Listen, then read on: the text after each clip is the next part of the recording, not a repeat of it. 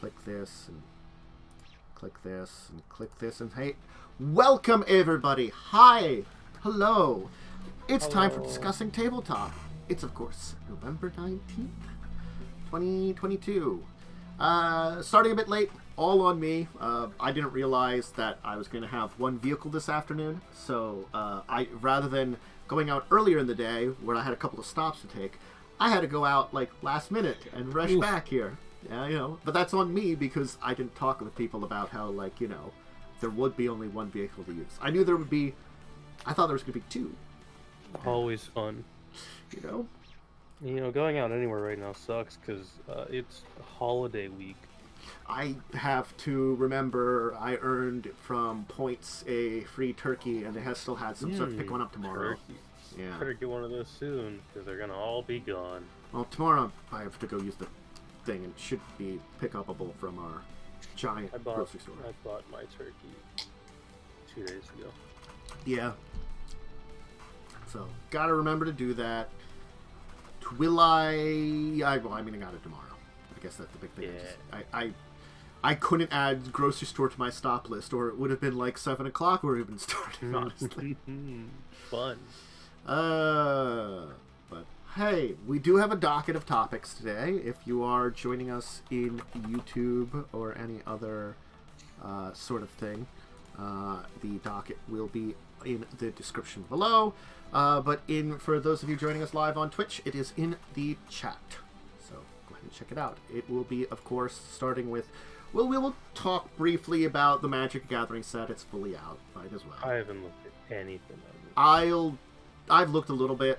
I'll need a link to some card lists. Yeah, let me throw out the link to the card list right away as I go over these so you can start looking. Here's the full card image gallery as it is. We'll talk a little bit about some Paizo stuff. I can't link to it very well, but it's in their new releases. A new base Munchkin set, and honestly, if they would just keep to those and have those out once every few years, I would have been fine with that game. So it's one of those things, it's the, oh, this is what I like about it. Please stop doing everything else. We have a... I'm opening a link and being immediately blinded. They don't have a dark mode at all. God, it hurts. Oh, I'm used to it. I've adapted. There's a family RPG, like a very mysterious island. Deep. Free League Press is doing a Walking Dead RPG. We'll talk about that. I mean, that's a thing. And then Out of Ashes is up on Modifius' site. I believe they're publishing it, so we'll talk about that. It's this weird thing that I have to say, like, about the Brothers' War is, I've got to be honest, it doesn't feel like it recaptures Antiquity's feeling at all. No, I mean, from the cards I'm seeing, it looks mechanically fine, but this doesn't feel like it once did. Yeah. Now, granted, Antiquities is the second set ever in Magic, you know, so you're going to have some evolution. It's ancient. Yeah. But, like, the fact is, it should be a very artifact-heavy set, and it has artifacts, but doesn't feel artifact-heavy as I look at these. I think that's a thing that's, like, I can kind of be like, why do you have, like, it should be, like, 50% artifacts. I'm sorry. If you're gonna recapture that magic. I really should. I feel like my opinion is tainted by, I already have a relatively negative opinion of Phyrexia and how they're using it. Well, I mean, like, at least in this one, this is, like, historical Phyrexia. Yeah. This is, like, sorry, I've, like, got the cough today. This is the actual Phyrexia, not new Phyrexia influence that was during the Brothers' War, which was a thing. You know, the storyline is they corrupted Mishra, and then that's why, you know, Urza blew off the Silex to basically detonate a continent, to basically, like, fuck, I realized what's happened. My brother has been corrupted in our fight. There's no going back. Just detonate everything. He didn't think he'd live. But that's the thing. Urza didn't. He awakened as a planeswalker in the middle of that blast. Mm-hmm. I mean, the cards look fine. It looks like a pretty standard set. And nothing too special. Yeah. I think that's something I can agree on. It's just sort of there. And it I don't know. I don't know what, like, fully we could expect from it. But it just seems, I guess, fine. That's about what I can say. It's fine. Yeah. Yeah, I think that's kind of where I'm at. It's fine. There might be some cool cards in there. Honestly, I would say, like, if you are still looking for stuff for decks and stuff, go check them out. See if there's stuff for you. If you're a fan of Standard, take a look. See if there's something in there. If you're a fan of any other set, like Command or anything, honestly, you could probably find some cards in there that would be good. It's just, maybe just go for singles, honestly. Yeah, after having a 12, a -12 is rough. That's a long game, Planeswalker. Oh, which one? His Temporal Pilgrim. One of his abilities is a 12. Oh boy. It goes 0 to 12. Oh, when you draw a card, put a loyalty counter on him. Yeah. So he's like not bad.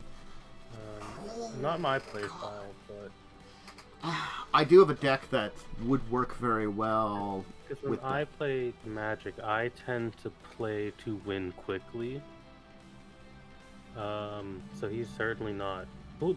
I don't play a lot of blue anymore because I've gone away from that, and I prefer to just win as quick as possible now. Yeah.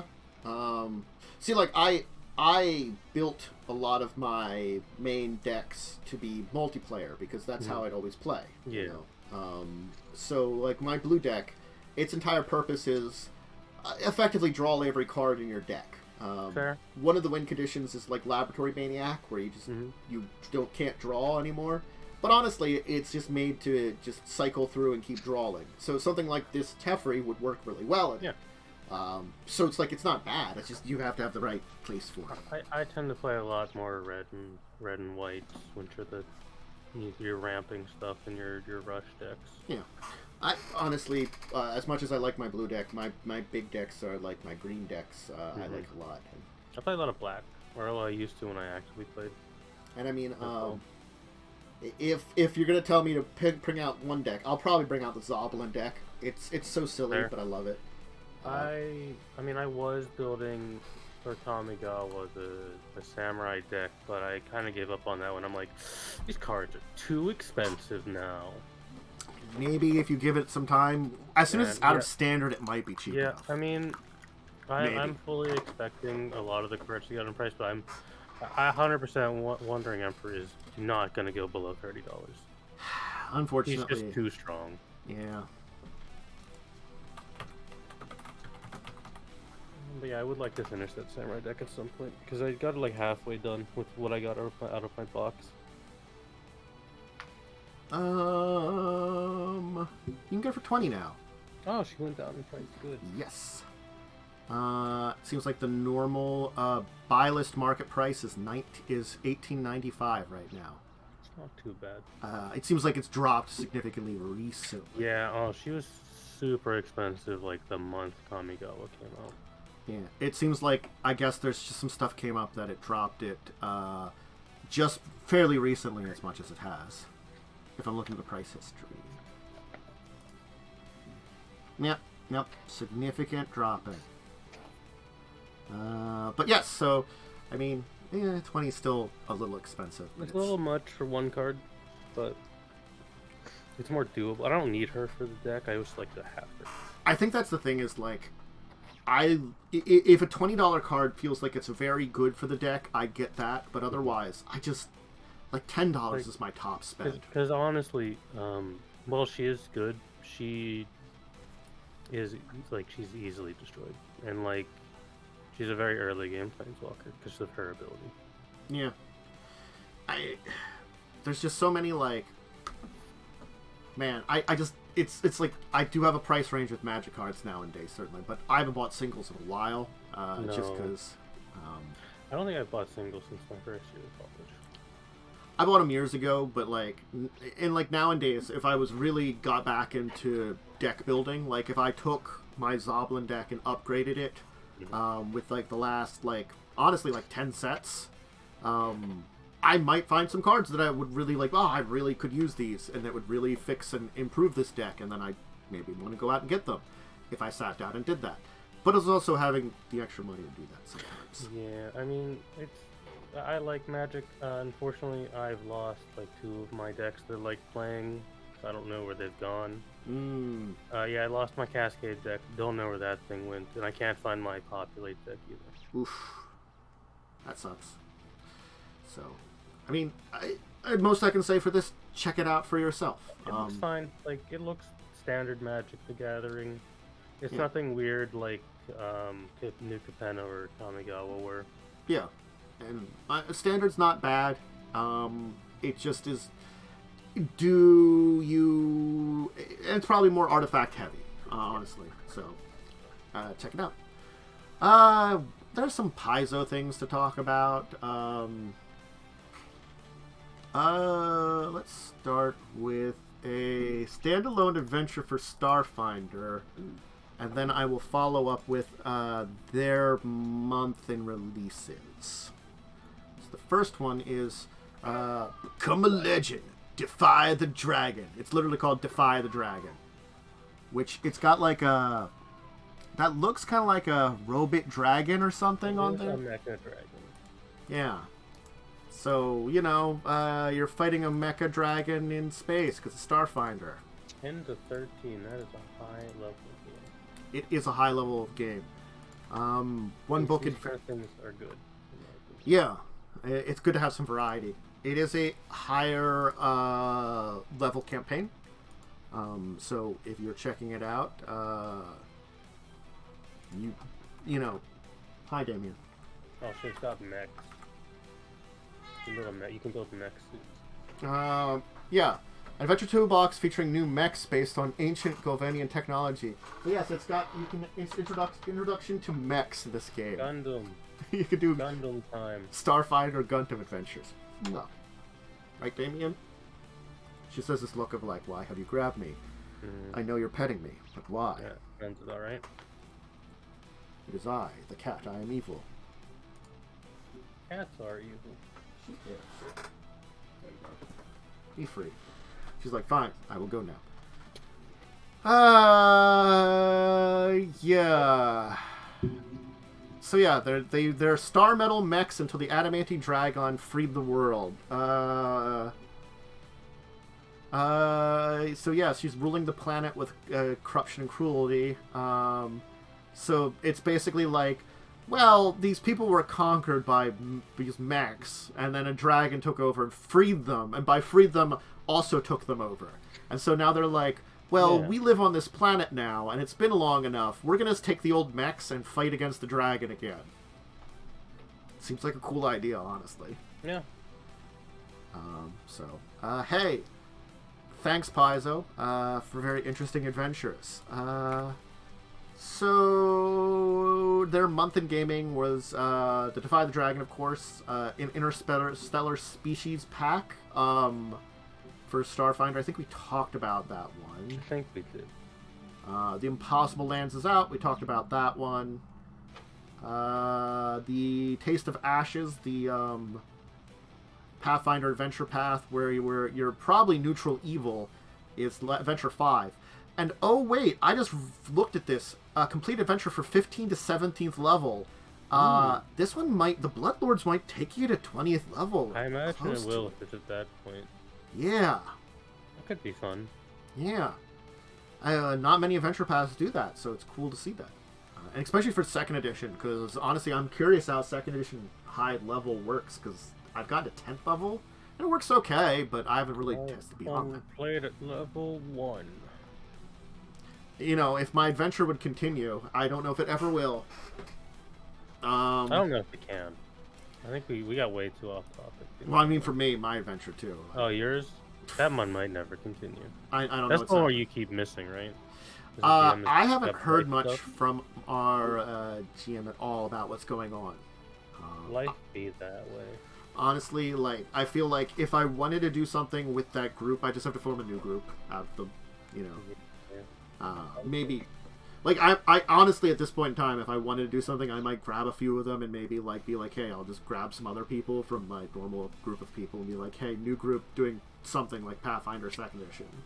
Like, just, because we were doing Adventure Path. I could just do, I've got, like, one of the other Adventure Paths from one of the, Humbles, so I could just do a different one. Be like, I do like 2nd Edition from what I've played. Yeah. So, maybe I'll do that for fun with those people at some point in time. I keep thinking about it, but it's like, it is another game, but I could also just use the Adventure Path I now own. Yeah. Makes it easier. So yeah, interesting things. We've talked about some of them. Check out everything that's came out this month from Paizo.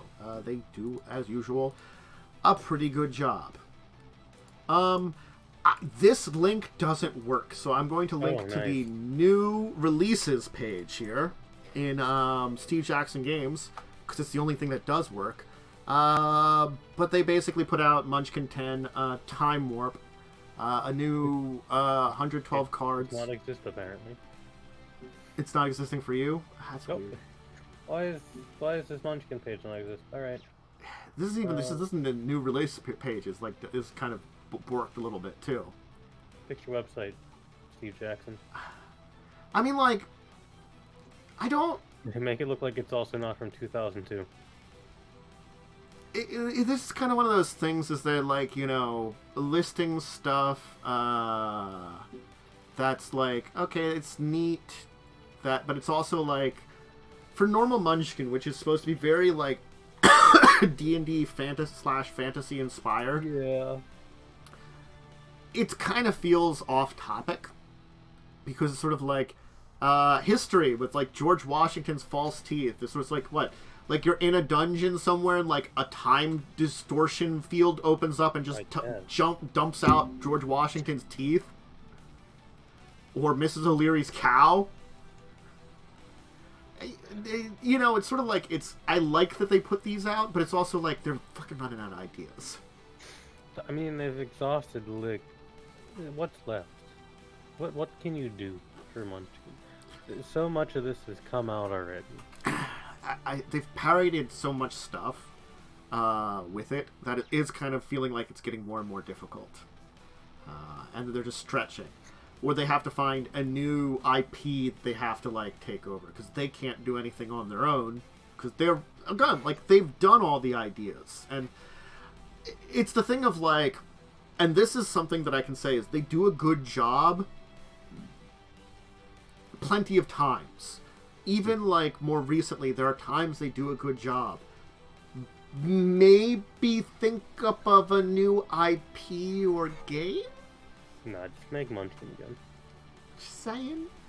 I think you have it in you, Steve Jackson Games. Come on. You can do it. I don't know. I think much like their website, they're stuck perpetually in the year 1995. Their website is just bad, and honestly, it's not working right now. I don't know what's going on.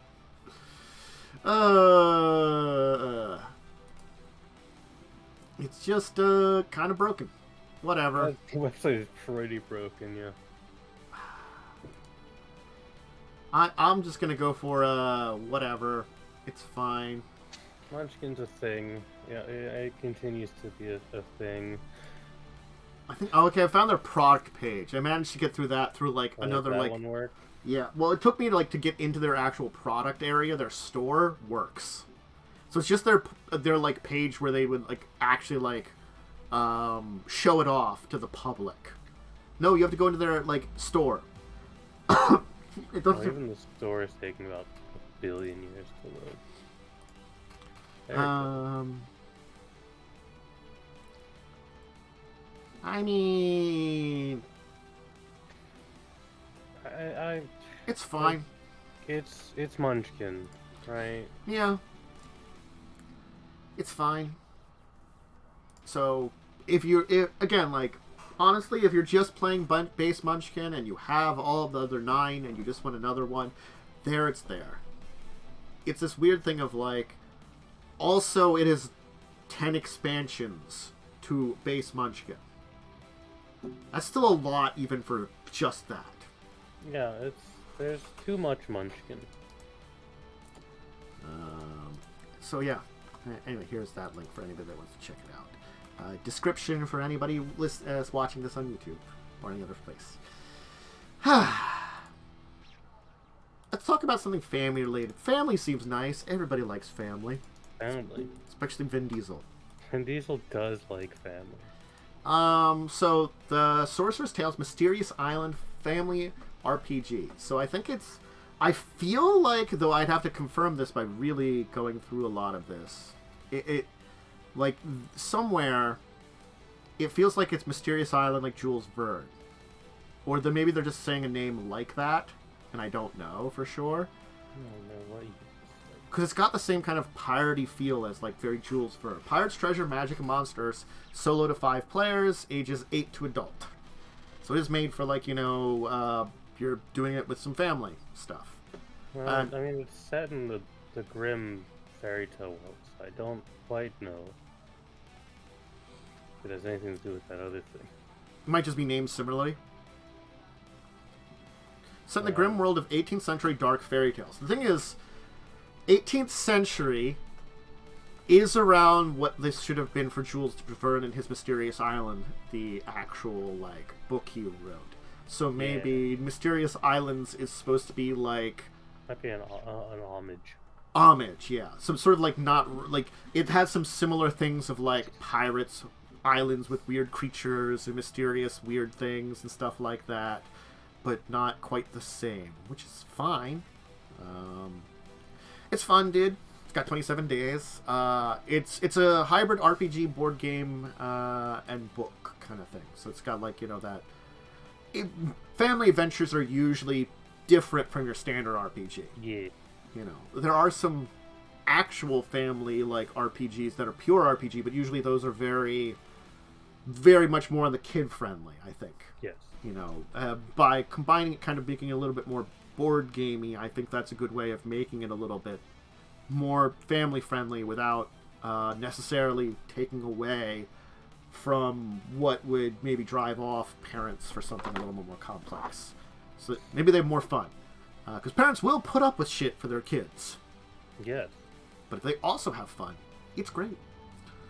Art is very nice. I will say that much. It is a very interesting art style. Anyone can be the story master. If you're playing on your own, it would be, of course, be yourself. If there are more than one player, you can have one person who does not adventure and just reads from the book as the story master, or you can all play and take turns reading as the story master parts. So it's another one of those, if you have too few players, you can kind of take turns being the person in charge. And they got a whole bunch of stuff for it. I mean, honestly, looks interesting. Yeah, looks pretty good. Looks fun. Nice little thing to maybe do with a family and slightly younger audience. If you got some preteens that are into some fantasy stuff and you really want to draw them in, might be a way to do it. So check it out if you're interested in it. Again, it's funded. 26 days to go. Probably get more funded. I didn't notice if they had. So they do have stretch goals, more classes, areas, and some, like, rewards you can get for, I guess, adventuring. So if they get those points, they'll put them in there. And they are a ways away from those stretch goals, but honestly, again, 26 days, they're already funded, so they don't need probably get some of them. Maybe not all of them, but heck. All right, here's this weird thing that when I saw this, it's this catch-22. Pre-League Press does a very good job. Yeah. But it's just another zombie game. How do they make something like The Walking Dead unique enough that it feels like something, like, I gotta be honest, The IP, I never read the comics. I did watch a bunch of seasons of the show for a while, but I stopped then because it kind of got old hat. Because it was the same... It is a lot of the same storyline of, like, here's some nice characters you like. Up, one of them dies. Everybody's sad. Exactly. 1.5 seasons of The Walking Dead. So I definitely can say the most about it, obviously. I don't know shit about The Walking Dead. I know it's a zombie thing, and there's a cop dude, and he shouts Carl sometimes. Yeah. I've never read the comics. I've heard the comics are good. You know, but it's zombies. Like, I feel like in this day and age, zombies. It's been like this for a while. Although zombies have kind of made a comeback. They're like the most boring movie monster. Yes. Due to oversaturation. And it's even worse for me because I'm from Pittsburgh, where the very concept of the modern zombie was created. So I have to deal with that shit every year around Halloween. Okay, so it's supposed to be a survival game. The storyline is, I think, supposed to be less about, you know, the fact that there are zombies and more it's supposed to be that kind of gritty choice / morality kind of thing about, like, who the person you're going to be and the difficult choices you have to make to survive. I'll play, yeah, like, I could see it being fun, but you don't need an IP for that. I agree. You don't really need an IP for it. If you really like The Walking Dead, which I know there are people who do because the comics were, like, insanely popular, this is definitely a product for you because Free League does make really good RPGs. I think that's the catch-22 of it all, is I know it might actually be really good, but the thing is, like, we've done a lot of this song and dance before. Like, I can safely say, when they did something like the Aliens RPG, the Alien RPG, that was at least outside of a wheelhouse we've kind of done. It's suspense / action suspense sci-fi. Yeah. A lot of the sci-fis are just basically a lot of, like, Star Trek, Star Wars. Yeah. You know. Or, like, you'll occasionally get the 1950s sci-fi weird shit. Yeah. Right? Which can kind of have some monsters and stuff, but the idea is that it's a very different feel for play, you know, and the problem is everything they're saying here is stuff that we've had in other games. Yeah, pretty much. Like, I can safely say this, because I've run through the Alien RPG. I've not played it yet, but I have read through the rules, and I've run, like, test rolls and looked at all the cards and stuff. It is very much, hey, this is, like, basically a one-to-one creation of the feeling of the first movie. Zombies and The Walking Dead are very much generic. I don't know if you can capture that feeling and be specific enough to this IP. I think because the thing is, the IP is supposed to be character-driven. I think that's the important thing. It's very character story, and it's about these people evolving, again, making those choices, trying to survive, you know, trying to keep your humanity. And, you know, the catch-22 being that there are other adventures that do that kind of thing already in RPGs, you know. Granted, maybe they'll do it in a good and interesting way. And maybe. Certainly, you know, maybe it'll be different enough. But it's sort of like Aliens, it was very good because it was its own thing. I think, like, you know, I can give you Lord of the Rings.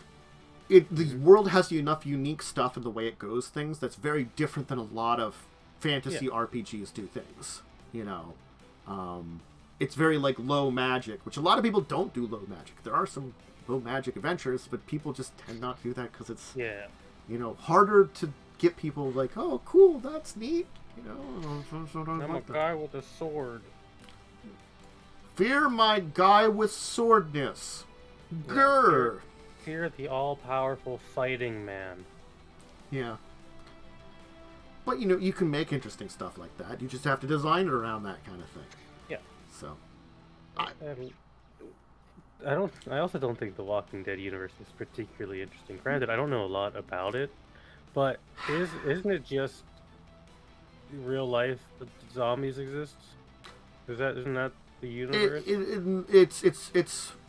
It's basically jokingly, I will say this. The idea is it's a world where the idea of a zombie never came into popular culture.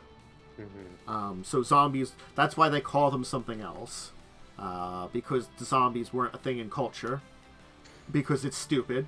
Well, yeah, I mean...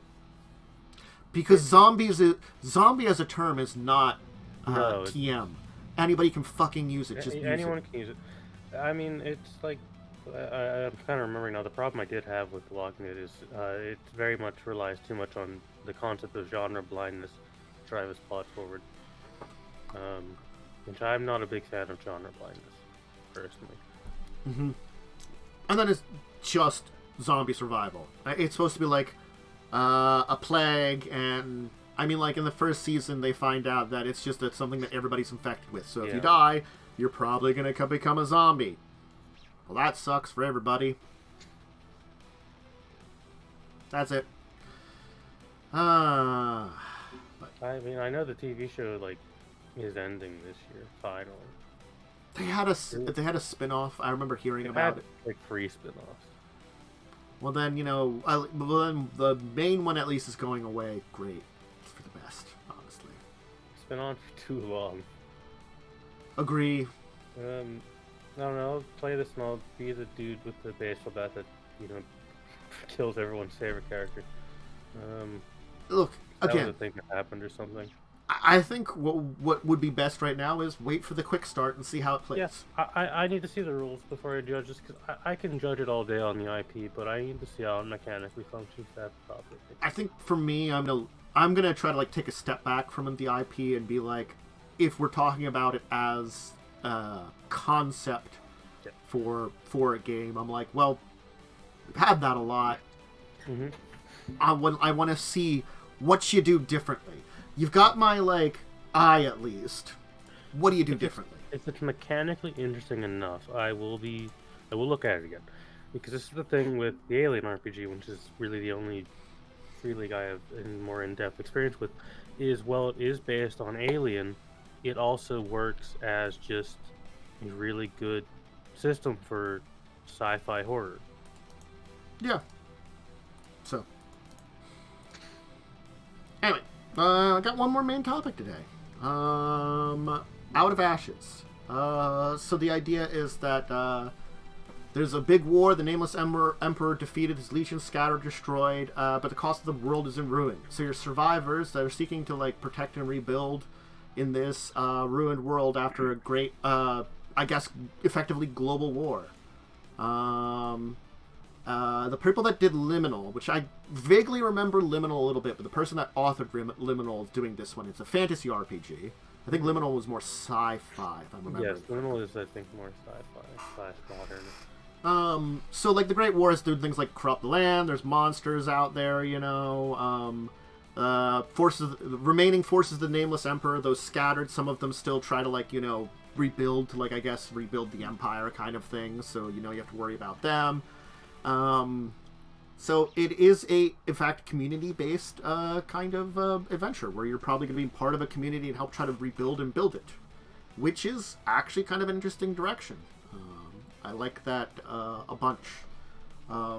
You do have games where you do that, but it usually is I'm playing D&D and putting it in an area where you have to help build the community, or Pathfinder or something, while this is specifically a system built around it. Mm-hmm. Rather than just adding that concept in.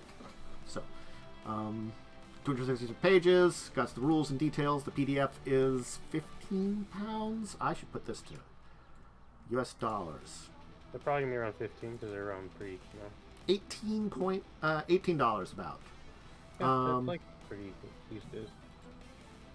It's a human world of diverse cultures and inherent magic. Magicians of different cultures have different magic styles. So they light-bringing, rune wizardry, and words of power. Listing a couple of them. So, there you go. Honestly, it's interesting. They have a quick start if you want to check it out. So, I can say that much. It's free. It's on their site. It's another one of those ones that I'm fairly certain is just published by Modifius, but still, you know. It's that weird thing of, like, if Modifius puts it out, or Modifius publishes it, I feel like they have, like, a good eye for things. Yeah. Like, even ones that they're just publishing to help out other people, it's sort of like, they still make good choices of what they publish. So, I don't know if anybody has anything else to say, but I'm going to say, seems neat. I'm going to grab this topic here and make it our topic right now.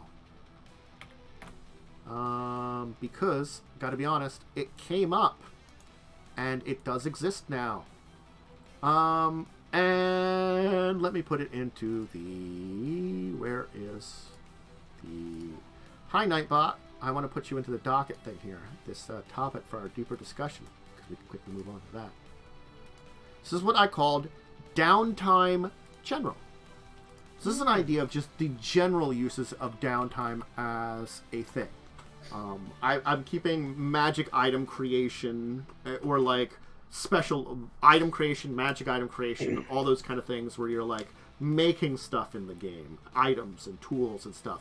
Keeping that separate because that has different implications. But that is related to this, of course, because when you have downtime, you do it. Hey, downtime's the thing that can happen in your game. And, you know, knowing where to push your players is a good thing. Because, again, like, I think the important thing to talk about here is if you give your players downtime, let them know what they can do with it. Yes. You know, whether or not your system has a list of stuff or there's something else, like, let them know. If, like, it's like, if there's specifically, like, important things that need to be done, or if not, you know, be vague.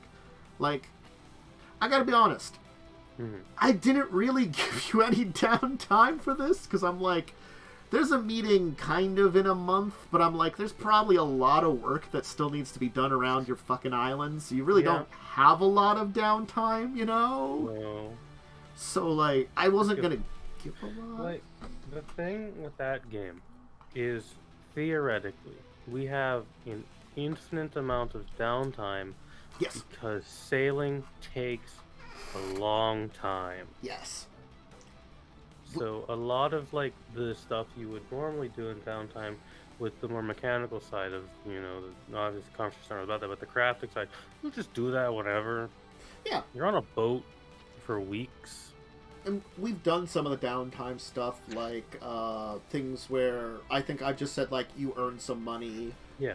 Or, you know, people retrained, people crafted things. Those are a lot of the general stuff that a lot of times you do, especially like in retraining. That can happen in any system. A lot of HAP systems have that. Earning money, hey, that's a normal one. No matter what system you're doing, sometimes you need cash. Yeah. The making stuff, again, depends on your system, and it depends on if it matters. Very much depends on the system. Honestly, like, even like something like Shadowrun, where you have downtime, you could be like, I'm, you know, a hacker man, and I'm making a program on my own where I'm developing it. Downtime. You know, it might be cheaper than just buying something, but it also still takes up time then instead. Yeah.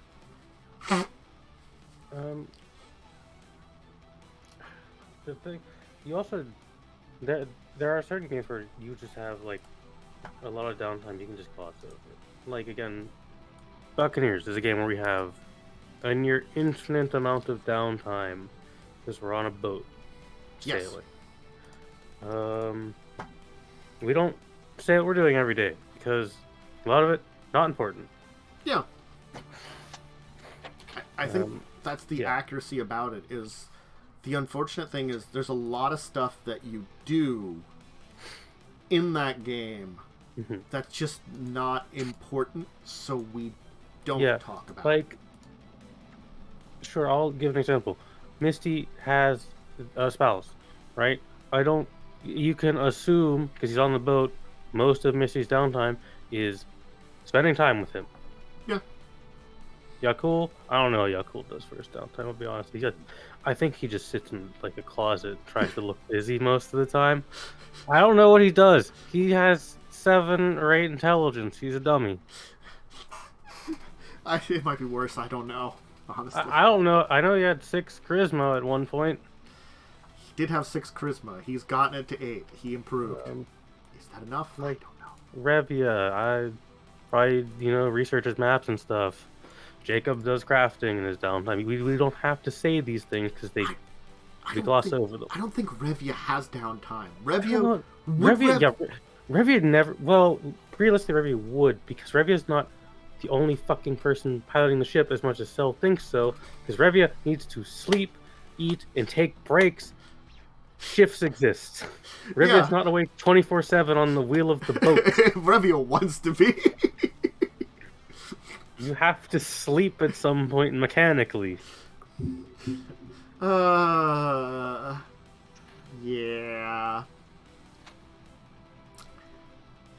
It's, it's one of those things that I feel like when you give the concept of downtime, it sounds like there's a lot of major stuff to it. But a lot of times it's sort of like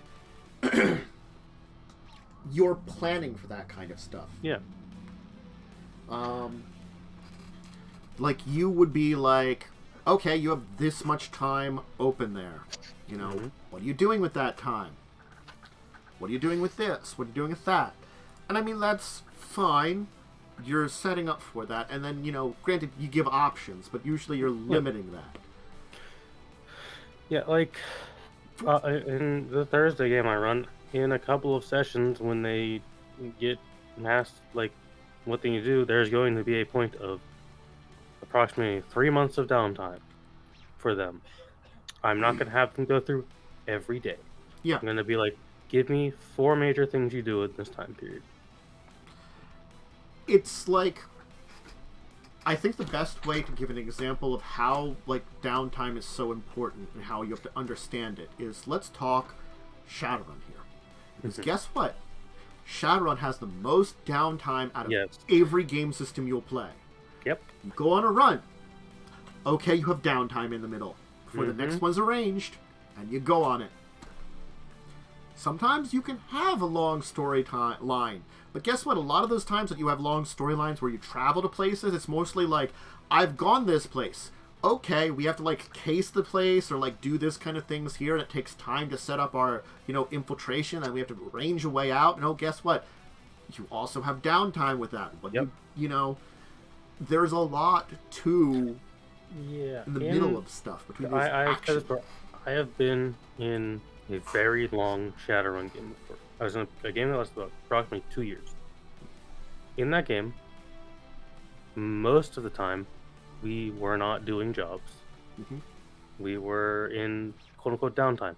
That game took place over the course of about 5 or 6 in-game years. Yeah. Which makes sense. Because it's not D&D where you're always adventuring. It can take months between your next run. It's sort of like things like the adventure path that I'm running right now. I gotta be honest, they don't really give a lot of downtime.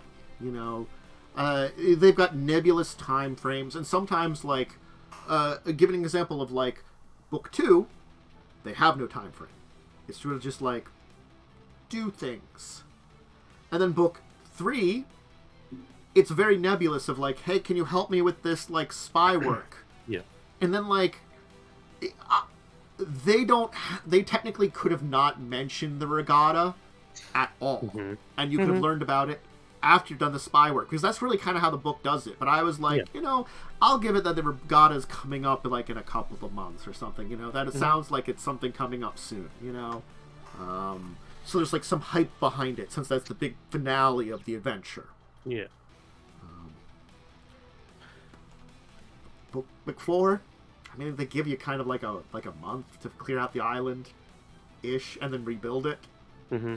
But then, like, also, like, I've got to be honest, I don't have an actual time frame between book 4 and book 5. I gave a time frame because it sounds logical, but because they're like, I don't think they meet that often. You do sail from places, so like once a month sounds logical. Mm-hmm. And they might say it somewhere that I just missed it when I was reading through it briefly, because I wasn't like getting over every detail. The thing of, Skull and Shackles doesn't have a lot of time gap built in, like, narratively. Yeah. You are perpetually in downtime because you're sailing. Sailing takes a while. You're not really always doing something while sailing. Granted, ideally you're an officer on the ship, so you are doing something for some of your day. Oh, yeah. But you do still have a lot of time to do stuff and talk to each other. That's the kind of thing is, if the Scribe and Scrolls, in our chat, Henry was talking about Scribe and Scrolls. I'm like, you have so much time on a boat. If you want to just scribe scrolls, just do it. They don't take long. No, it takes such little time to scribe scrolls. Yeah. That's like, because I've just been nebulously like, okay, Misty works on some design or something, or crafts a weapon in this time period. Yeah. Logically can do that. She has a workshop on a boat. Her job is very easy as an officer. She doesn't really do anything. And I gotta be honest, you know what Jacob's job is? Ship's mage. Ship's mage is not called on very often. Ship's mage doesn't do shit. Yeah. Ship's mage is specifically there of, hey, there's a magic problem. We need the ship's mage. Probably the easiest job on the boat. Granted, it makes sense because, like, like wizards and sorcerers and stuff are usually probably going to mess around with arcane shit anyway that they want to study,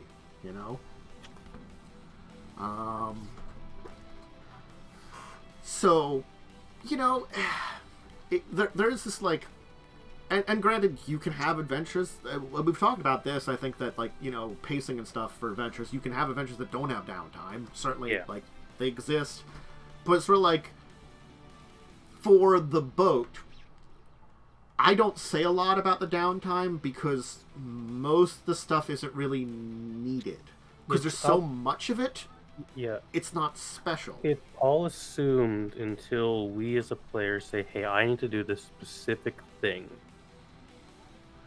And if the thing is a little more special or mechanically oriented, you would have to roll it out. Yeah. Or if the players want to talk in their downtime mechanic, it becomes less on the game and more on, we need to bring up when we want to say we're using our downtime, or else we're just going to assume you're doing this.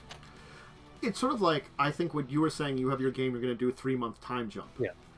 You think about, like, if I use that as a good example, I think I can, that's sort of like, hey, there's a 3-month time jump, that's downtime, you didn't have stuff by that, you kind of maybe know where you're going, that gives you it makes it that kind of like if you want to do things, or if there's things you need to do during that time period, you can think of them, because it's specifically given in that point in time.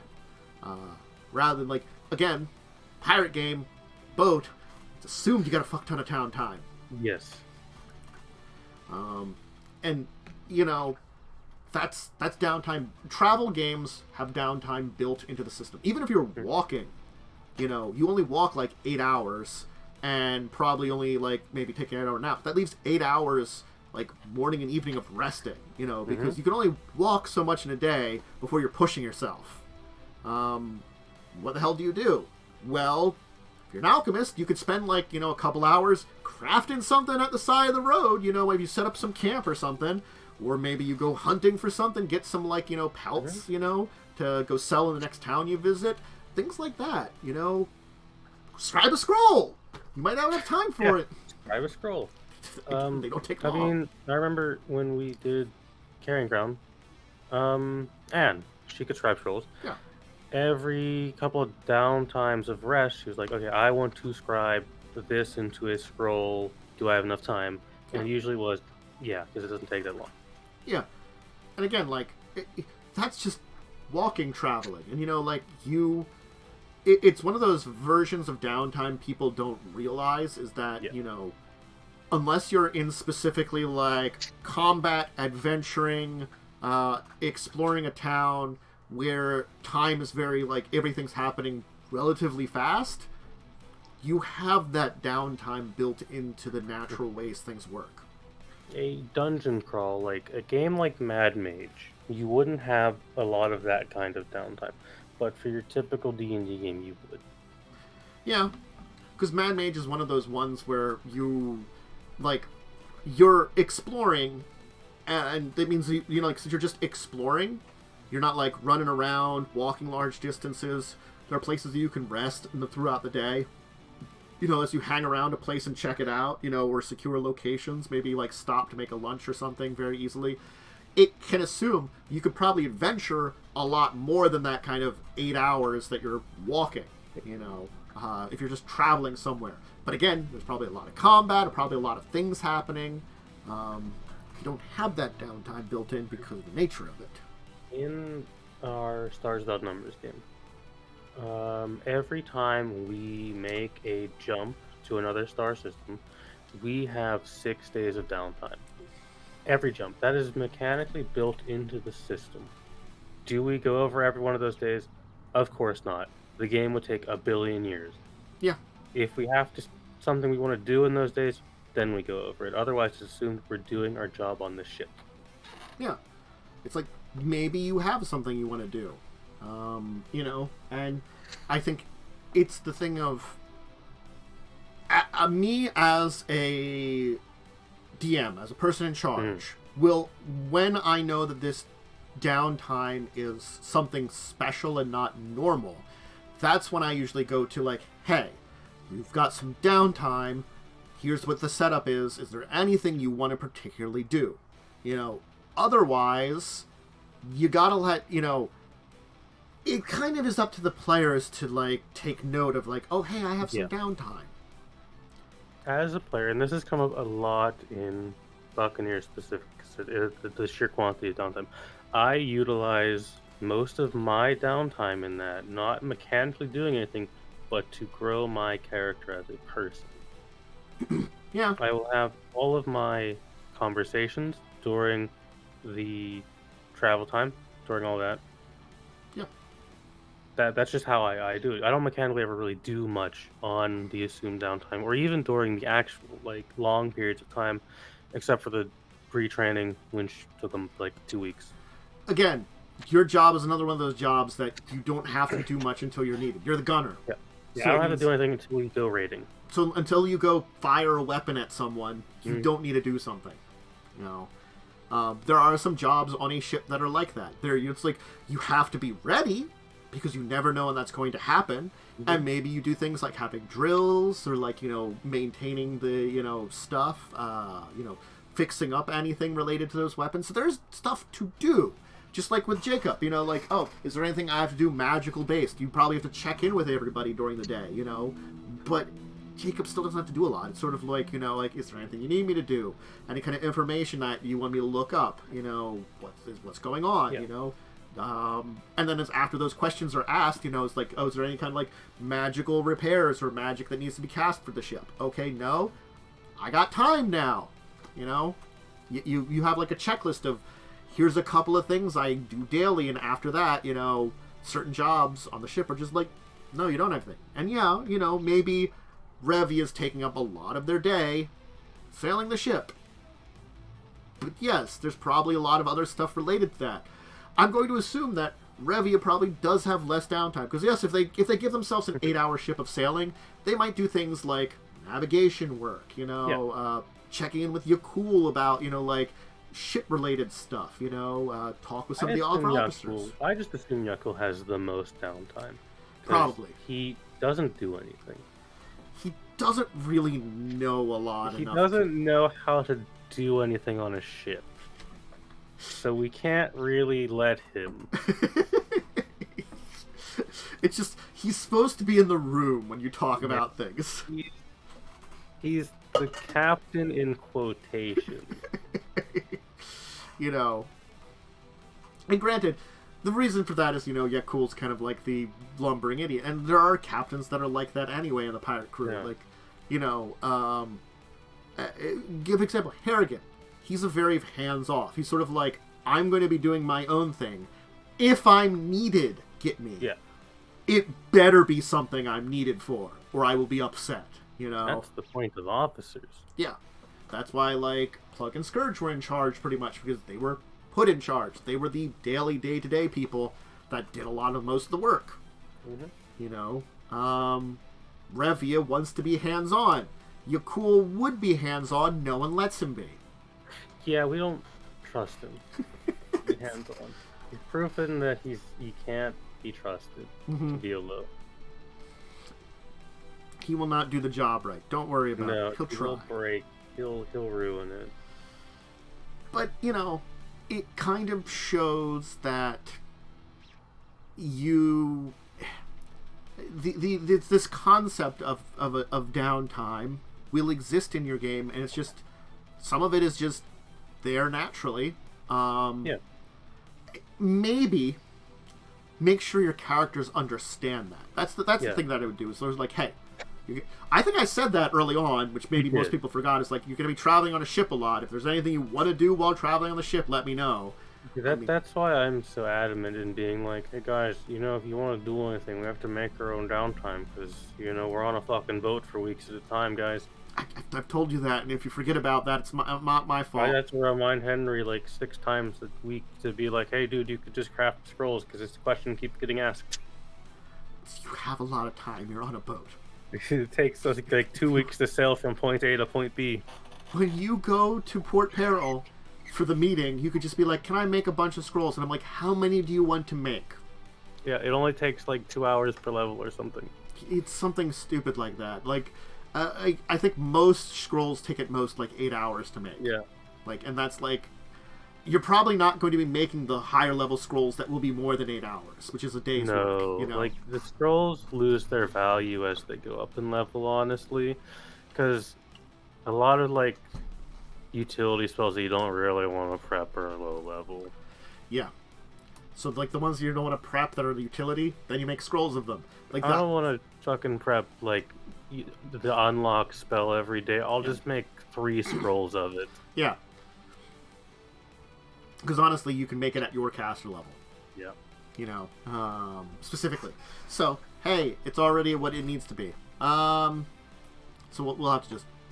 the thing is, Henry, and bully this man Jacob playing the game. He came in later, so he probably might not know as much. It's sort of like, it might be a good reminder to be like, talk about that, especially with the group. And I think that's what's kind of been brought up, in the chat now, is have the downtime. Yeah. And then there's, of course, like, yes, there's just downtime that comes up that you have to be like, hey, you have downtime. What do you want to do? Yeah. That's more just the story, takes a break because the story. Time passes. Things happen. I mean, like, fucking, I have to have the 3 months of downtime because one of the players is removing their lungs and replacing them with robot lungs. And I'm like, you're gonna need surgery recovery time for that one, so, like, you're gonna need, like, 3 months of doing nothing, my dude. He's not fucking evil like Catherine. At least he's not evil like Catherine, okay? Catherine's like, I gained a level, I just did it. And I'm like, great! Congrats, I guess. I regret Artificer on every level. It's fine, but I just feel like every time I've had someone play it, play related to me, it just ends up being in the stupidest way or something, I'm sorry, Catherine and Rimby, both of those, like, Rimby was a lot better than Catherine. He wasn't evil. But Rimby still had a lot of weirdness with, like, being a artificer. Granted, like, it was the game we were into, I think, also drove it. Yes, it definitely depends on the game. Much like downtime depends on your game. Yep. So, I think there's not much else to say about it, other than, like, for DM side, pay attention to when it exists. Yeah. At least inform your players if it's a normal thing in the game, or if it shows up. Those are two. If it shows up, definitely. If it's just a normal thing to have a bunch of downtime, inform them of it. And as players, if you have stuff that your character does during downtime or you think you might want to do, ask if there's going to be some, too. That's also not bad. Like, your DM might not think about it either, you know, depending on the story, and be like, hey, you know, I have these things my character likes doing that would require some downtime or stuff like that, you know, would some exist in the game? And they could be like, you know what, sure, you know, there can be a point here in the story I can give you some downtime, which maybe they would have just not had. Yeah. I mean, like, I'm sure for you, you were like, the 3 months of downtime were something you had to add in because of the lung thing. It could have been that you weren't having that. It was going to be way less than 3 months, but there was going to be a point of 2 weeks of downtime. Hey, you got surgery takes a while to recover from. Sure, magic exists. You're cutting your lungs out. Yes, and at least Rimby had a setting that allowed for more kookiness. I will certainly say that. Setting the kookiness of like a little bit of Artificer worked so much better for Rimby. It's just Artificers were just kind of crazy at me in general and weird. Yeah. So yeah. We will in the future talk more about item creation, but it is something just to note here that it's something that happens during downtime because you need time for it, and it's a catch-22 a lot of times. It tends to be of, especially because we talked about it here with scroll creation and Jacob's the character of Jacob. That's item magic item creation. Yes. That's one of the major magic items, or items in general, is one of the major things for downtime. And the thing is, crafting has a lot of problems on its own. Period. Yeah. So you have to consider that when you consider downtime in general, too. Like, for me, I could have easily said to everybody in Buccaneers, no, you can't make magic items. I didn't. Fortunately, because I was like, I'll just take that into account, honestly, you know, if I need to. Which it hasn't really come up. Because I feel like this system has extra spending, so having some places where you save a little bit money and have, like, Nat make a few magic items wasn't bad. And or like, Jacob making scrolls, I gotta be honest, scroll making is the least, like, scroll and potion making, as they go for magic item creation in, like, the Pathfinder 1E system, they're the lowest end of the totem pole. Yes. So quickly note that. So, I want to talk about that more in depth, but that's, like, a huge topic on its own. So, yeah. Want to talk about our week in gaming. We did week. We did. Sunday. I did a guest thing on Sunday morning. Oh, you did a guest thing on Sunday morning. Yeah, I reprised my role as my absolutely insane person changeling and tormented my friend's party again. I spent I was introduced having slaughtered about 10 kobolds and talking to them, because that's apparently a thing my character just does. And I spent the whole session, because one of the characters was infected with lycanthropy. So I spent the entire session basically telepathically telling everyone individually in the party, hey, there's something wrong with this person, you should keep an eye on them. So I'm going to have a lot of fun when I hear how paranoid that party is now. Good work. Yeah. So I basically just show up occasionally to ruin that game for a session. Sounds like fun. Everyone seems to have fun with the characters, so it's fine. And then of course we had Lightning's game. Yeah, we had Lightning's game. We are finished with our Flesh Cave expeditions. We are. Hopefully for at least a couple of days before we have to go back to another one. Well, we don't know if they've made another one yet. Oh, there's probably going to be another Flesh Cave. There's a good chance. We can't just have one. You need to have like two. Right. Well, it's sort of like we followed the evidence and we were like, they're probably at another place, and we're like, well, yeah. I guess we'll go to the other place then. Yeah, so we're on our way to one of the other cities, and we've encountered our friend man who's evil, and we're gonna kick the shit out of him probably. Sounds about right. I'm mad at that session because I didn't just straight up banish him, which would Yeah. have been hilarious.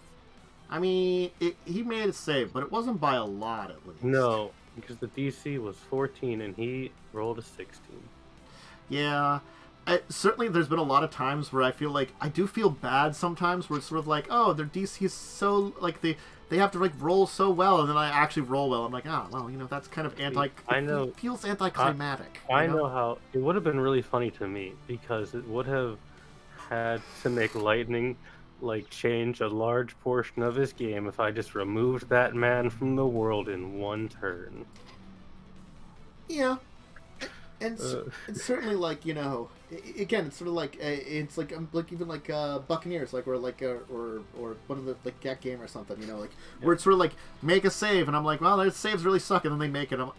It's like, well, I mean, yeah, it's fine, but it's also like that would have been like funny, and it's the obvious answer, and when it's not the obvious answer, it's sort of like, well, but we're good for them, I guess. Man, and we're gonna see how that goes.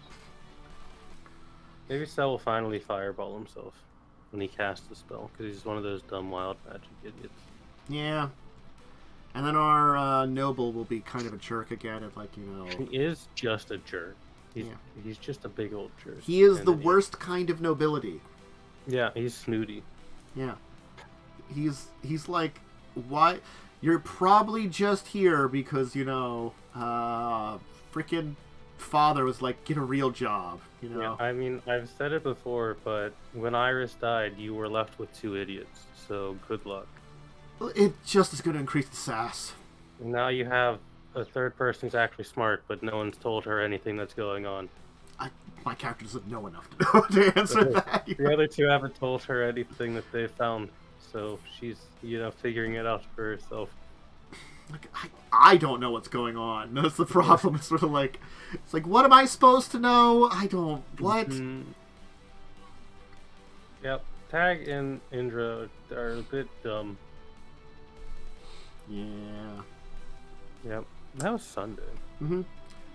I had a game on Monday. Monday game. Well, I feel like it gives me good sign that the game might open up more, kind of thing. So it was it's the Traveler game, and we were on a space station, and on the space station, we ended up getting into like all the storylines apparently. So there was like going to be like a terrorist storyline. And one of our characters, who's like the literal like 18-year-old, but his species is a little like younger, so they're a little more like kobold. So he's really like I think his character's like 15 or 16 or something, which is in his race is sort of like 19 for humans, we can say, like so. But he's also like 3 foot tall, so he joins with them because it's like protesters. And we were breaking up because we were like, okay, we've got some things to do. And one of our people was trying to get a ship for us. That was the storyline. One of our people was trying to arrange a ship, and he's like, and she was like, I'll take one person with me, just because my contact is pretty like a little bit like not liking people. And we're like, okay, we broke up to do something. So the kid goes off with a terrorist. Protest turns into terrorism. They sort of get caught. Steals their high explosives, their C4 basically. Ends up joining with us. So now we have explosives. And they're also faces recognized and wanted on places. So we have to worry about that. I go to a restaurant and just to have some food. Where a psychic kid is apparently running from the authorities and broke in there and then left. And I was like, that's a thing. I probably should tell people about that. I think I've got a psychic on... Or, like, I think I was going to say that because, I should tell someone because we do have this problem that a group of, like, rogue psychics, from this empire of psychics were the people that attacked the last space station we're on. If there's a psychic kid here who's being abused or something going on, probably should tell something about it. Never had a chance to because it came up later. Of course, we arranged to get the ship. That group of people were doing their job. And And yeah, and then we eventually ended up with we've rescued the kids. So now we have two, effectively in quotations, kids who are both wanted by the authorities. We have to smuggle off the station on our ship that we've like managed to finance now. That we had like enough money to like get like half of it owned, and then like the other half we like have to finance or something. You bought it on credit. Apparently, you're supposed to on Traveler. Yes. We got lucky that we owned like half of it outright, so that wasn't bad. But Ships still, are expensive. they're fucking expensive. You know, look, part of that is mine. I had some ship share that I could throw in there, to help finance it. So it seems interesting. I think we're opposing these evil psychic terrorists or something. I don't really know yet. Story has to develop more, so it isn't terrible yet. You know, Fair enough. I feel like it's getting better and going in a better direction. So we'll see. Let's see here. Tuesday.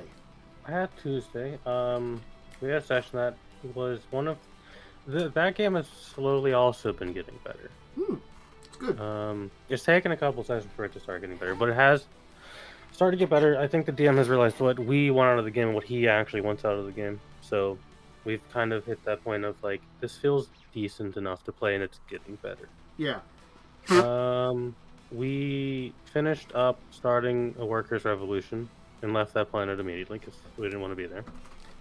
You know, you only start the revolution. You don't. Yeah, we armed we killed like 10 guards. Well, I mean, I killed like 10 guards with like bombs and stuff, and then we armed a bunch of the workers and we left. A week later, we find out that the entire planet is now in a communist uprising. So, you know, that's a third communist planet added to this sector. They made a lot choice. Of workers' uprising. Look, it was a workers' uprising that you organized. Hey, I mean, they went communist. It's better than having the literal hell capitalism planet.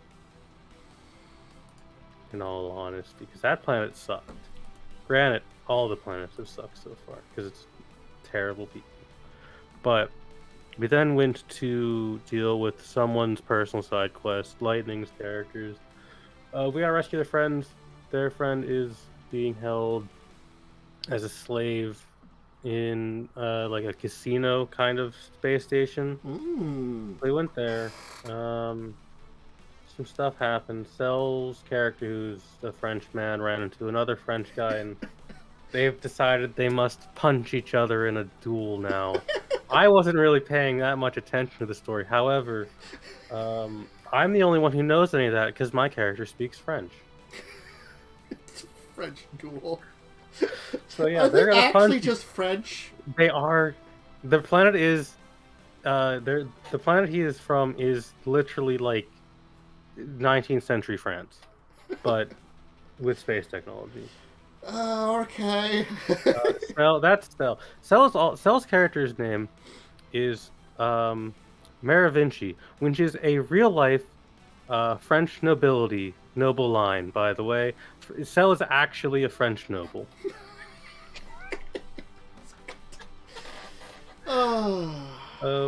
It's his life is a soap opera, and it brings me much amusement. That does seem fun. And while that's going on, the rest of us are gonna go sabotage the station and like turn off the power, and kidnap Lightning's character's friend and leave. Yeah. Just fuck that station. Fuck space, Las Vegas. I want to blow it up, but that's like illegal. I've already killed enough people as this character. Yeah. It's like I've killed enough for now. God, it's not like Jess's character punched a man in half. So, you know, I feel like I'm not the worst person. Oh God, I'm sorry. Punching a man in half just always reminds me of a character in a D10 system game I was playing in, and they called shot to the nuts, and then like did like 9 damage. Nice. The poor man did no longer had genitals. Like, Jess's character saw a guard and just like full on like did the anime run up punch. Yeah. And rolled like 20 damage. Yeah. So the man exploded, I'm pretty sure. Yeah, it's the same kind of thing of like sometimes you just roll so well you're like, oh, this is just gonna like disable the man. No, dead.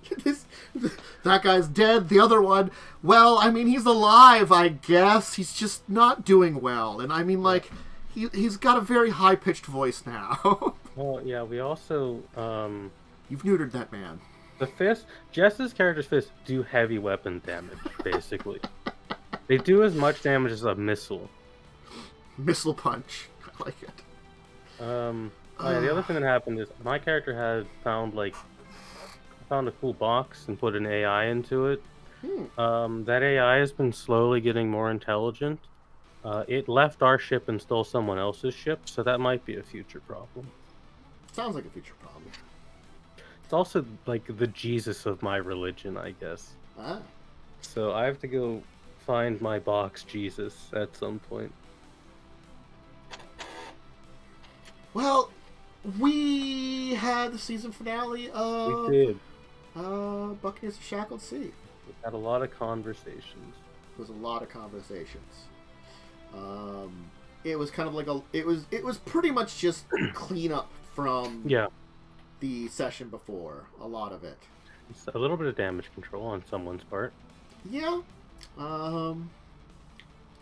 Look, I have some villains that would be perfect for a single adventure of, like, I don't know, 17th level in the future. Or, if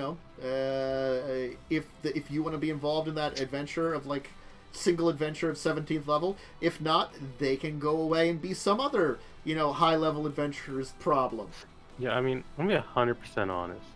Literally not Misty's problem in any way. She doesn't know who they are. Look, I'll just say for sure, the nice lady is a chosen of Lamashtu. I mean, I know who she is. Yeah, which a chosen is very bad because it means they have some divine power, and Lamashtu is the monster goddess. I mean, Naful can deal with it. It's Naful and Revia's problem. None of them are undead, which Cell keeps thinking. No, they're not. They're really not. They're horrible monstrosities that only look like people. Like, I mean, it could be a cool, like, mini adventure, but neither of my characters would give a shit to do it. I don't think they're going to be... Like, I think they're kind of doing stuff sort of around the shackles, but they're really going to do it, like, somewhere else, and, like, there are people that will deal with that. It's definitely the thing of, like, it's a problem, but when it's not our problem, it's not a problem that's going to really affect the shackles. Yeah. So I don't care. Someone else can deal with it. Yeah. So, like, if they want to make it their problem later on, we'll worry about it then. If not, I can just keep that as a thing over there, It's a background problem. Look, it's like I made some steps and I designed some things, and that's after you, like, made those steps. Like, I could probably take steps back, but honestly, like, you'd, like, change it completely. But it's sort of like I already put some things together, and I was like, what the hell did I do? It's the ocean's problem. That dwarf is going to go deal with it. That dwarf is surprisingly higher level than you think because he's lived through so much problems. Yeah, so that's why it's his problem. He's going to go do that. He's going to go deal with it. Yeah, maybe he's at 20th level, whatever the fuck he would be. He was a fighter, wasn't he? I think he was a fighter. So he's felt like a 20th level fighter that's just super, super cursed in so many ways. He's just a really cursed dude. Yeah. Same thing on a Thursday. Yes. I had my game on Thursday. They basically, like, finished formulating. They went and got some plants that fuck up shapeshifters and make them reveal their true form.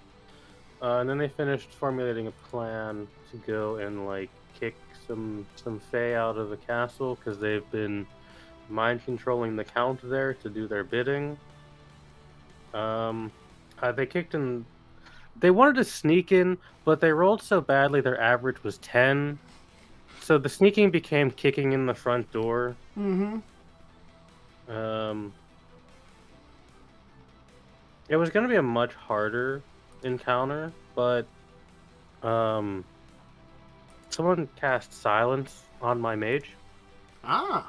And then someone encased my mage's legs in ice, so she couldn't escape. So she just sat there with 0 speed, getting punched in the face. And because she was silenced, she could not surrender, because they couldn't understand what she was saying. So really, they just punched a helpless woman to death. Wow. Man. That's basically what happened. It was kind of hilarious. She also, well, I mean, she was evil. She was chaotic evil. Because she is an unseelie fae, who are the evil ones. Yeah. So, yeah. But yeah, she just couldn't do anything, which I mean was funny, but also kind of sucked. But that plan won't always work because, fun fact, a lot of abilities and spells are not verbal based. Hers just happened to be, and I didn't expect someone to have silence prepared, because who the fuck prepares silence as a cleric? Apparently someone. Apparently Lindsay, who doesn't prep any healing spells, but will prep silence. Honestly, this sounds like the most Lindsay thing I could hear. That very well sounds Lindsay. Lynn doesn't prep any healing spells as a cleric. It's kind of funny. You know, it just sounds Lynn to like say that exactly that line. As soon as you said it, you say like, "Oh, well, who does that?" And you're like, "It's Lindsay." It's like, "Oh, yeah, that makes sense. Okay, yeah, okay, yeah, I get it." But yeah, they're gonna talk to the accountant once he wakes up after not being mind controlled anymore. Also, they made friends with some werewolves. Yeah, you know, so they get to go talk to werewolves eventually too. That's nice. Next session, they're gonna go find a skeleton man. Talk to him. Maybe, I don't know. I don't know what they're gonna do next session, honestly. How'd Friday go? Friday, Cell is like super sick. So he was way too sick to run the game. He did not sound great when we were playing on Thursday, so I definitely understand. I gotta be honest, there was so many conversations on that, like, that most of which I was not involved with. My brain just sort of, like, kind of, like, conked out for half of them. Fair. You know?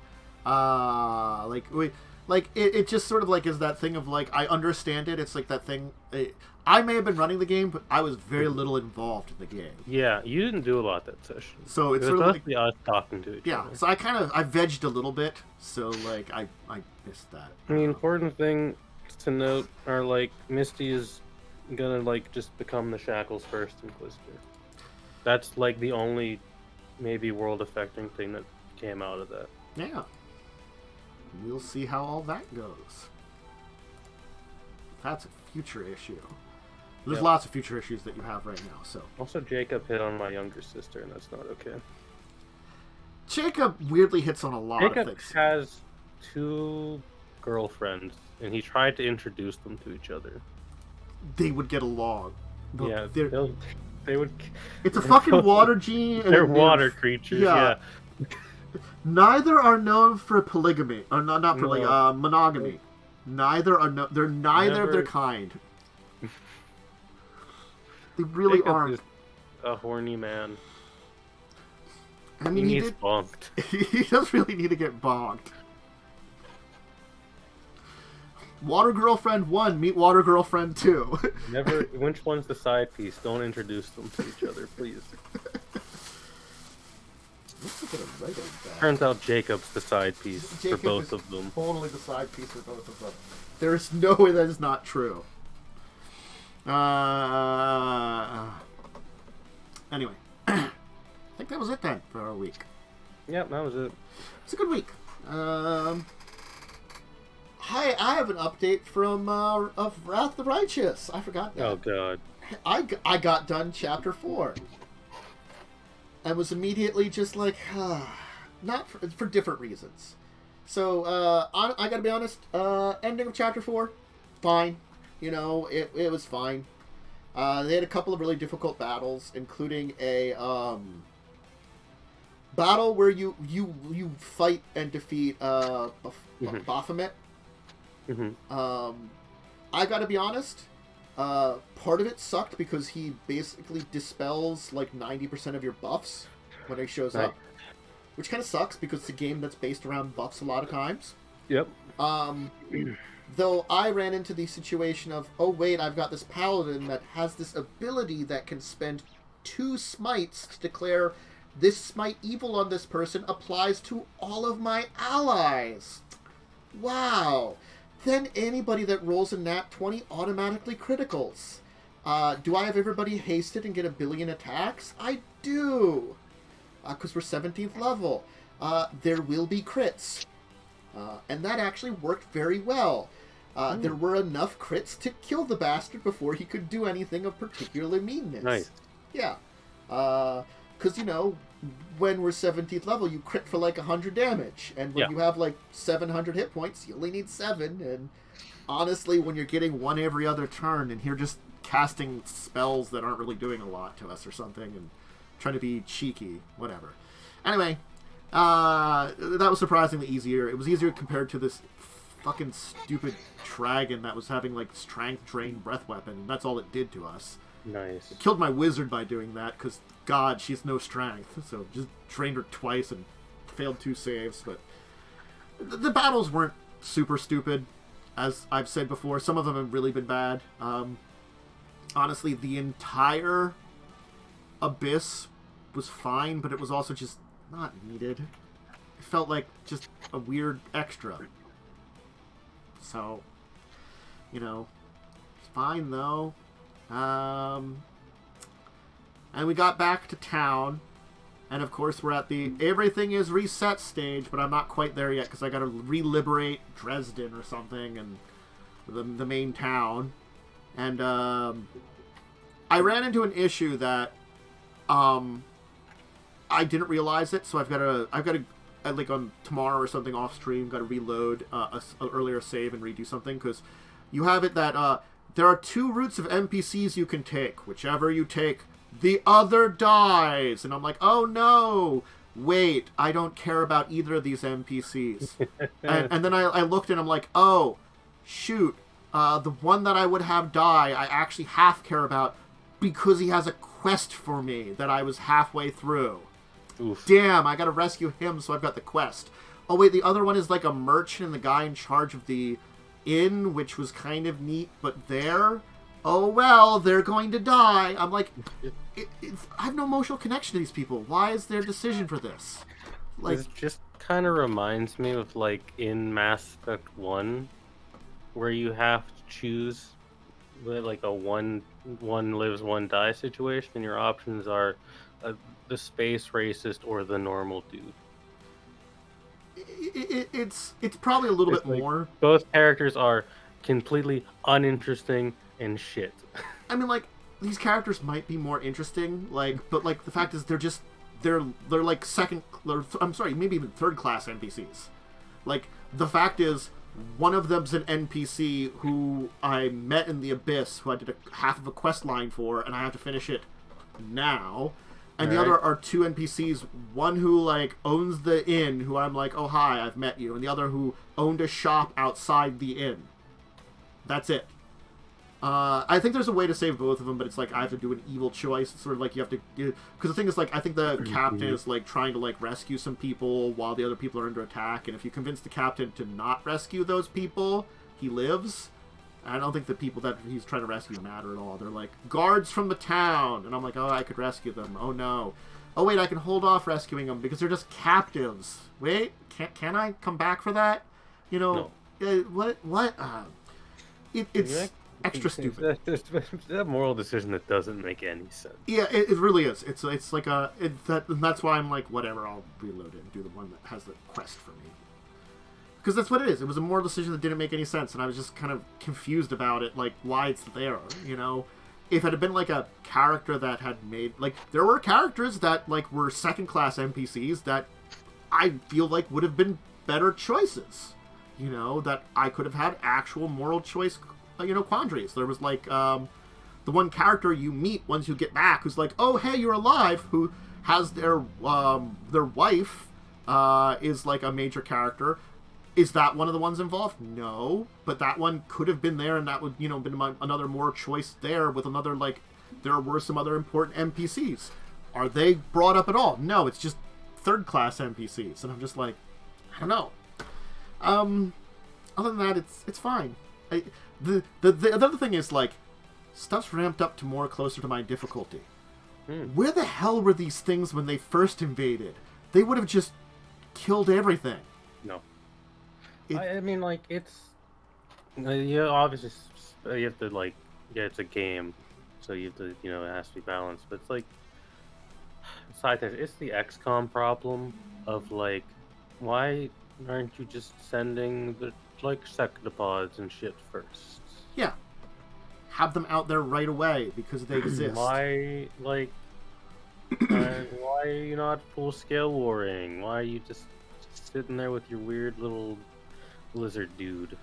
If you've got like CR 20, like if you have like 24 CR like 20 demons, or like even CR 17 demons, we'll say, and you could just send them out into town, just why don't you have them out destroying everything? I'm sorry, other than my characters, no one in there will live up to this.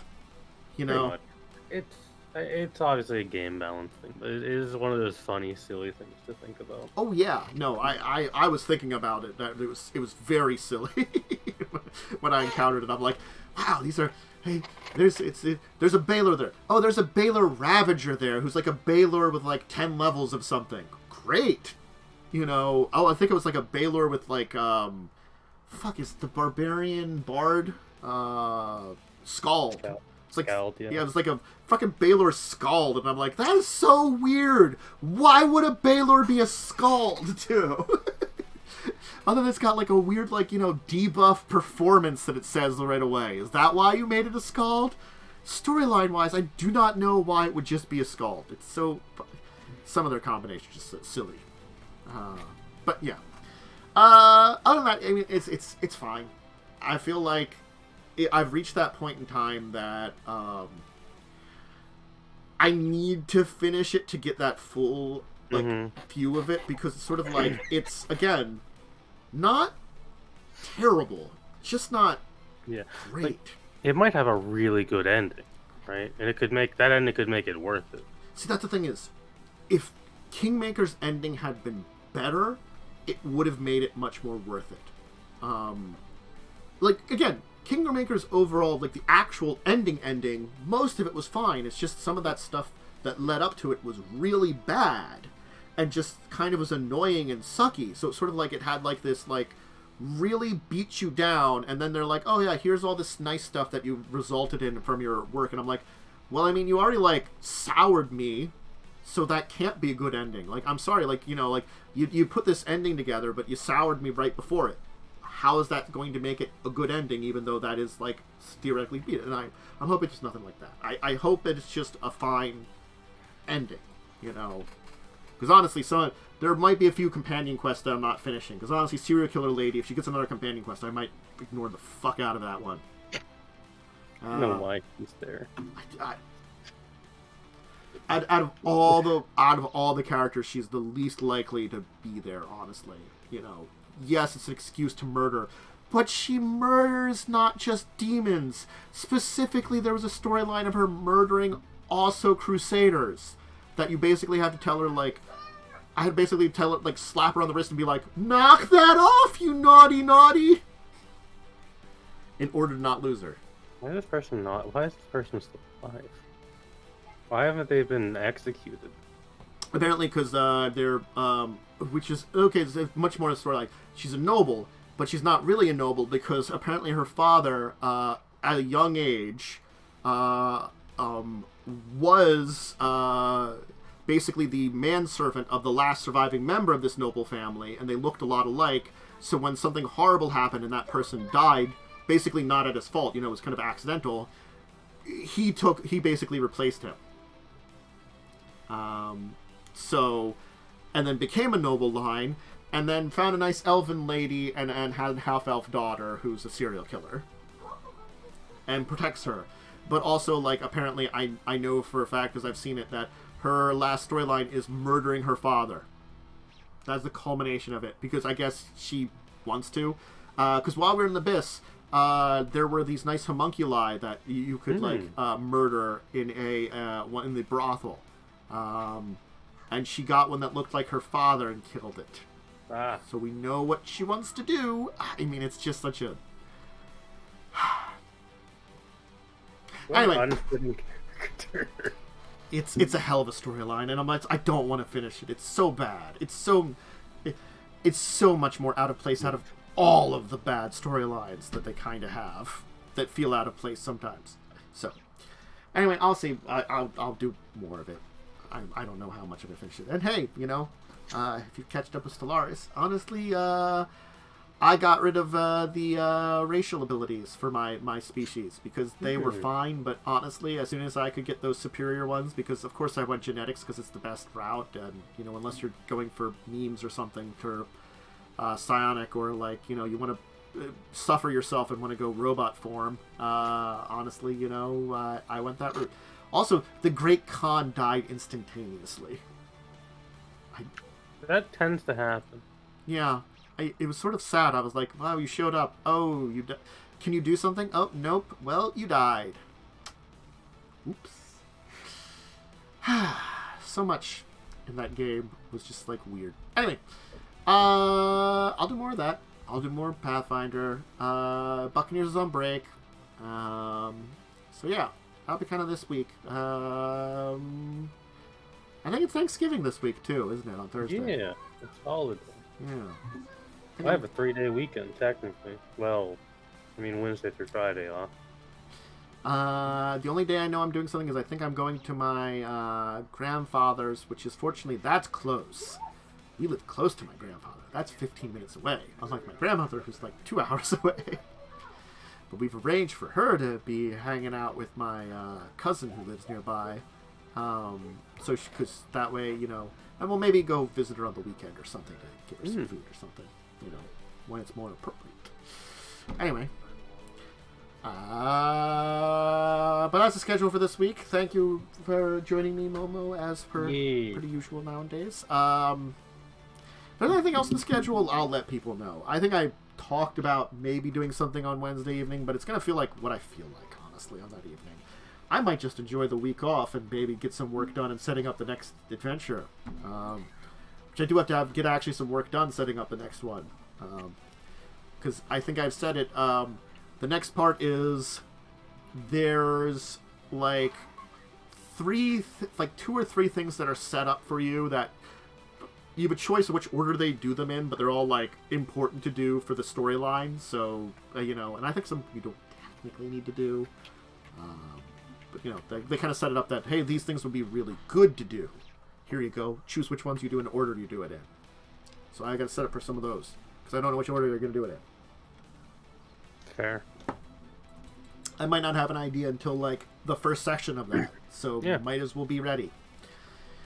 Yeah. So part 5. Name incoming as soon as I figure it out. And then, yeah. Hope everybody has a great rest of your weekend. I'll probably be back on Monday. So, and I'll have more idea about the upcoming schedule for December, probably by the end of next week. So, hey. Might only have one more session of Stellaris. I don't know. We'll figure it out. Anything else to shout out? Am I forgetting anything? Check out stuff on YouTube and, you know, join the Discord, Twitter, and all that stuff. If you're not already on YouTube, hey, got plenty of that stuff up there. Yeah. And for now, farewell, everybody. I can't think of anything else. Bye. Bye.